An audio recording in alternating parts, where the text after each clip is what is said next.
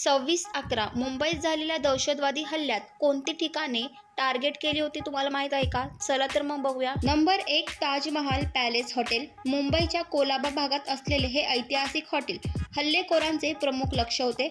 इथे सर्वाधिक नुकसान झाले होते. Number 2 Oberoi Trident hotel.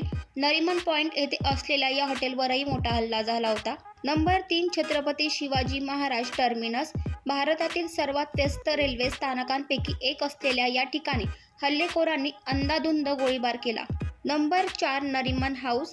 Jew समुदायाच्या धार्मिक आणि सांस्कृतिक केंद्रावरही हल्ला झाला होता. Number 5 Leopold cafe. मुंबईतील प्रसिद्ध रेस्टॉरंटपैकी एक जिथे हल्लेखोरांनी गोळीबार केला. नंबर 6 कामा हॉस्पिटल.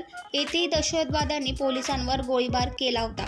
Number 7 Mazagaon docks. काही स्फोटकांचा वापर करून हल्ला करण्याचा प्रयत्न येथेही झाला होता. या हल्ल्यामध्ये 160हून अधिक लोकांचे प्राण गेले आणि शेकडो लोक जखमी झाले. भारतीय सुरक्षा दलाने जवळपास 60 तासांच्या ऑपरेशननंतर हल्लेखोरांचा खात्मा केला.